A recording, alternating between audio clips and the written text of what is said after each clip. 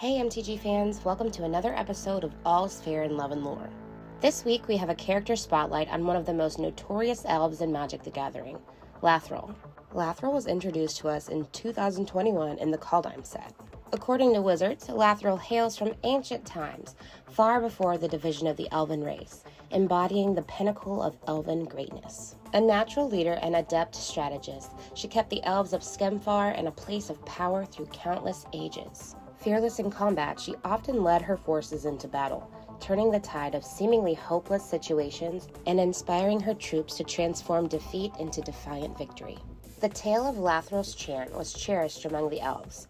It recounts her birth, her heroic deeds, and her eventual elevation to godhood following her encounter with the enigmatic Cosmos monster known as Eidermaw. Okay, quick side quest on the Cosmos.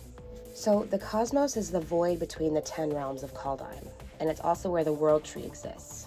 The World Tree is the origin of all life on Kaldheim, and you can see its branches in the skies of all 10 realms. Cosmos monsters are magical creatures that live and thrive in the space between the realms. You may have heard of Koma and Seraph. Yep, Cosmos monsters.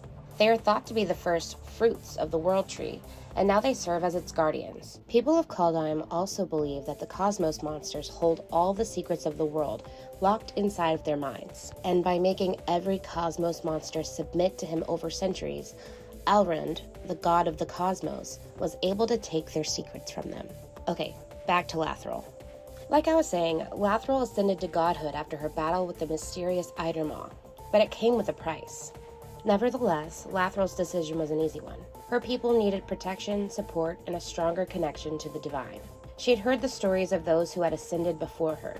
To become a god, you would lose a piece of yourself, and the piece that Lathril lost was her vision. She was no longer able to see clearly as she had before. Her sight was now blurry, her focus much more narrowed. But still, Lathril navigated her personal challenges with determination and adaptability. Her decision to take on the mantle of godhood reflects her deep commitment to protecting her people and ensuring their well-being, especially in the aftermath of a recent war where their victory had only been by a small margin.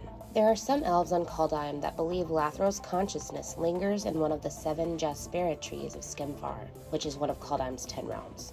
And they pray to her faithfully in hopes for the return of the Aenir, the elves' divine ancestors, who could unite the wood and shadow elves once again.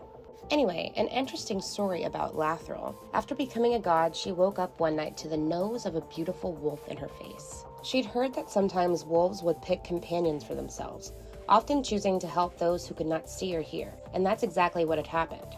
She let this wolf lead her out of her home and into the forest to Ydira, the leader of her elven clan, who told Lathril that she was being summoned and that her wolf would lead her there. Fast forward a bit, and Lathril has taken down a couple of draugrs, saved a young girl, and rescued a wolf named Kit, who was actually one of Seraph's children.